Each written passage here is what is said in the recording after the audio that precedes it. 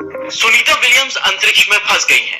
वो 5 जून 2024 को Boeing Starline नाम के स्पेसक्राफ्ट में सवार होकर मिशन पर गई। उन्हें स्पेस स्टेशन में 8 दिन रुकना था।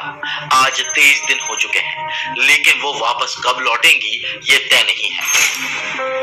मीडिया रिपोर्ट्स में दावा किया जा रहा है कि स्पेसक्राफ्ट में तकनीकी खराबी और हीलियम गैस का रिसाव हो रहा है। अगर स्टारलाइन इस कंडीशन में धरती पर वापस लौटता है तो उसमें आग लगने के चांसेस कई गुना ज्यादा हो जाएंगे। अब नासा पर तकनीकी दिक्कतों को नजरअंदाज करने का आरोप लग रहा है।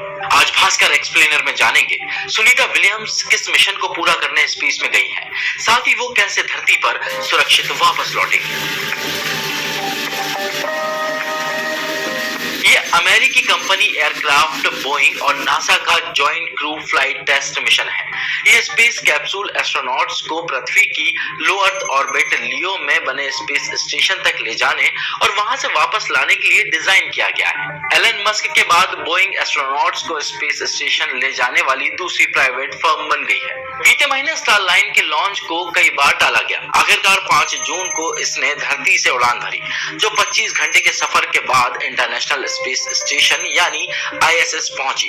इस मिशन में सुनीता के साथ मिशन कमांडर बुश विल्मोर और 5 एस्ट्रोनॉट्स मौजूद हैं। मिशन का उद्देश्य स्पेस क्राफ्ट से एस्ट्रोनॉट को स्पेस स्टेशन तक ले जाकर वापस लाने की क्षमता साबित करना है। सुनीता और विल्मोर पहले एस्ट्रोनॉट्स हैं जो एटलस V रॉकेट के जरिए स्पेस ट्रेवल पर भेजे गए हैं। इस मिशन के दौरान उन्हें स्पेस क्राफ्ट को मैन्युअली उड़ाना था और इस फ्लाइट टेस्ट से जुड़े कई तरह के फ्लाइंग टेस्ट ऑब्जर्वेटिव भी पूरे करने थे। कई मीडिया रिपोर्ट्स में यह दावा किया जा रहा है कि स्पेस क्राफ्ट में लीकेज और तकनीकी दिक्कतों को नजरअंदाज किया गया।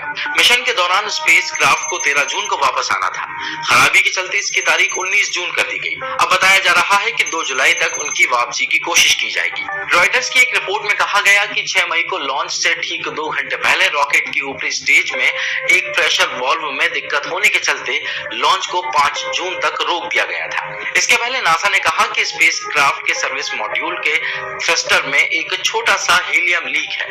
लॉन्च में देरी होने से इसकी जांच करने का मौका मिलेगा। यहाँ आप ये जान लें कि स्पेस क्राफ्ट में हीलियम होने की वजह से रॉकेट पर दबाव बना रहता है और उसका ढांचा मजबूत रहता है, जिससे रॉकेट को अपनी उड़ान भरने में मदद मिलती है। वहीं नासा पर अब लापरवाही के आरोप लग रहे हैं।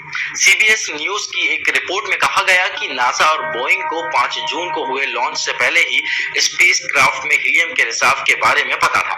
इसके बावजूद उन्होंने रिसाव को बड़ा खतरा नहीं माना और लॉन्च नहीं रोका। जब स्टारलाइनर ऑर्बिट में पहुंचा तो इसमें 4 और जगहों से हीलियम गैस लीक होने लगी और एक थ्रस्टर खराब हो गया। लेकिन अब सबसे बड़ा सवाल यह है कि अंतरिक्ष में फंसी सुनीता और उनके साथी धरती पर सुरक्षित वापस कैसे लौटेंगे। स्पेस क्राफ्ट में सिर्फ 45 दिन ही रहा जा सकता है, जिससे स्पेस स्टेशन से धरती पर वापस आने में मात्र 6 घंटे का ही वक्त लगेगा। इस समय सीमा को पूरा होने के बाद सुनीता और विल्मोर को दूसरे एयरक्राफ्ट से वापस लाने की व्यवस्था करनी होगी। एलन मस्क से स्पेस एक्स क्रू ड्रैगन और रूसी स्पेस क्राफ्ट सोयूज दोनों जरूरत पड़ने पर एस्ट्रोनॉट्स को वापस धरती पर ला सकते हैं। वहीं नासा के मुताबिक स्पेस स्टेशन पर सभी जरूरतों की चीजें इतनी मात्रा में मौजूद हैं कि इन्हें कई महीने तक चलाया जा सकता है। इसलिए फिलहाल एस्ट्रोनॉट्स के लिए कोई खतरा नहीं है। अब सभी को उम्मीद है कि 2 जुलाई तक सुनीता और उनके साथी सुरक्षित धरती पर वापस लौट आएंगे। ऐसी और भी वीडियोस को देखने के लिए बने रहें दैनिक भास्कर ऐप के साथ।